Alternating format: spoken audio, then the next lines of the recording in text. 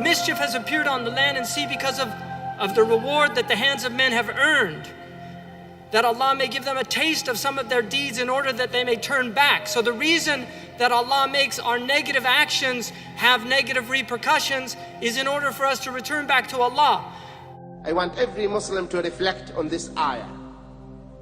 Allah is saying fasad, corruption, mischief appeared on land and sea. Corruption everywhere. Corruption on the land, corruption on the sea. Why? Because of the word that the hands of man, the hands of human beings have earned. That Allah may give them a taste of some of their deeds in order that they may turn back from evil. What Allah is saying, that corruption caused by man.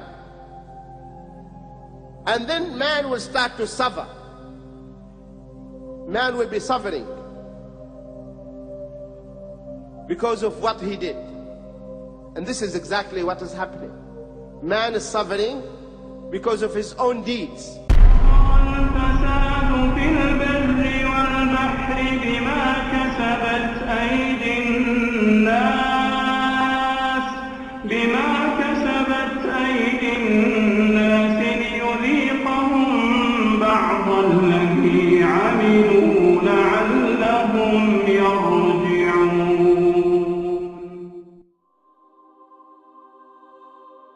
Our commentators say ظهر الفساد, it means النقص في الخيرات في البر والبحر. It means the diminishment of the blessings of the earth. You lose the blessings of the earth. And it means also al-qahat, which is droughts and famines and all the harms that come with agriculture. The fruits of the land stop giving forth. And it also means that the benefits of the ocean will diminish from the fish and other animals, the hayawanat in the ocean, like the whales. The whales are mammals. And this is because of what we've earned from our sinfulness.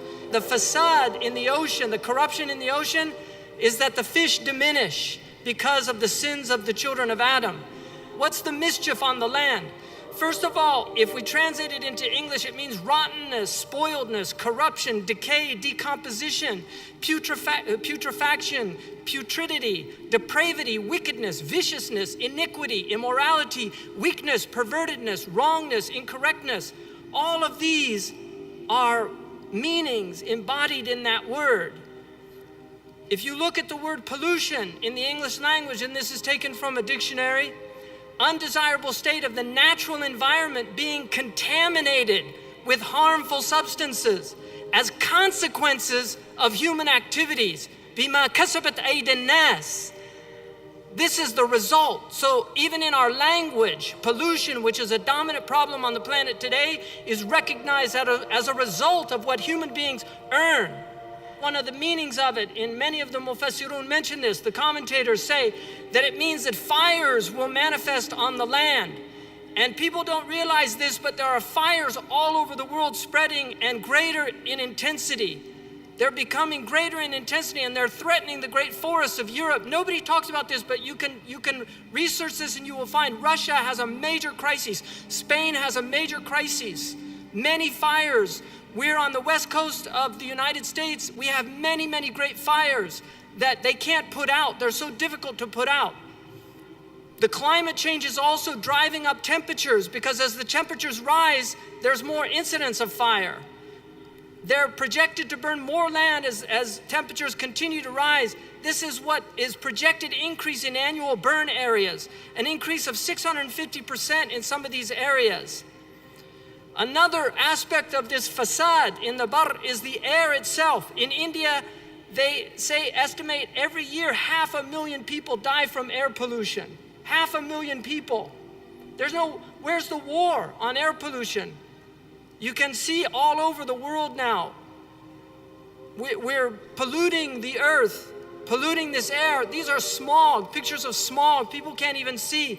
In many places now, they have to wear masks. People are getting asthma, getting sick. Mexico City, Tokyo, Beijing. Another aspect of this is soil degradation. Look at the red here, very degraded soil. All over the world, we're seeing The acidity is increasing in the soil. We're losing topsoil. Many places are going to become uninhabitable. We're seeing desertification. These are all realities that are happening. There's degraded soil all over the world. Desertification is literally where a place that once had foliage becomes desert. And you can see the red here is extreme. It's already happened. The other places is where it's happening in the yellow. And then the green, we still have forests, but there was a time when all of North Africa, you see where that white is? All of that is desert. But Ibn Khaldun said that before Bani Hilal got into Africa, a squirrel could go from Egypt all the way to Morocco without touching the ground.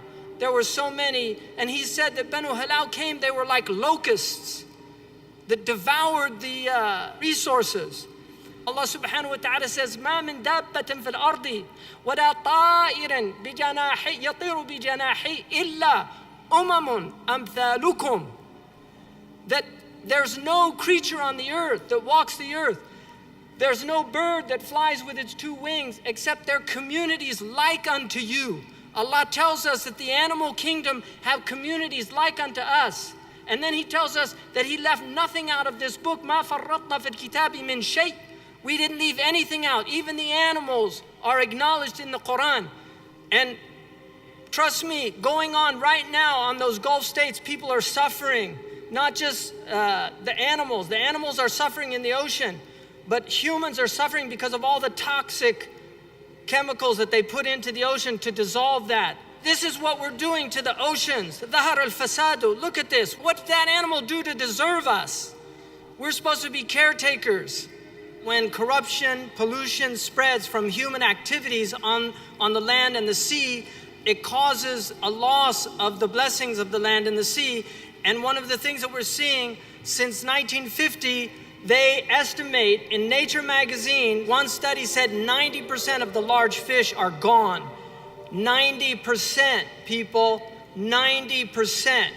We have literally decimated the oceans from overfishing. They estimate that in just 20 years, tuna fish will be completely extinct at current fishing rates. There are no longer huge fish. They're not finding these giant marlins. Jiro, a master sushi chef in Japan, said that he can't find the good fish that they used to have in the marketplaces anymore because of overconsumption. And also all this cat food, fish being fished for cat food. I asked my friend from Afghanistan, what do cats eat in Afghanistan? He said leftovers. That's what cats used to eat everywhere, leftovers, so you didn't waste food. But now you've been convinced by marketers that you have to buy special food for them. And this is all just a way of making more money. Look at what's happened to the cod. These are the diminishing numbers that we're seeing. This is best case scenario. But the future, by 2048, they're estimating that most of the fish will be dead according to the current rates. And big fish stock fall 90% since 1950. This was in the National Geographic 10 years ago. Nobody's talking about this.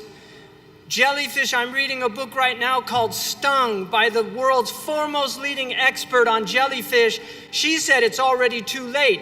The jellyfish are taking over the ocean. Now I want to tell you something about jellyfish. Jellyfish are mindless. They have no brain and they are spineless. They have no spine and all they do is consume.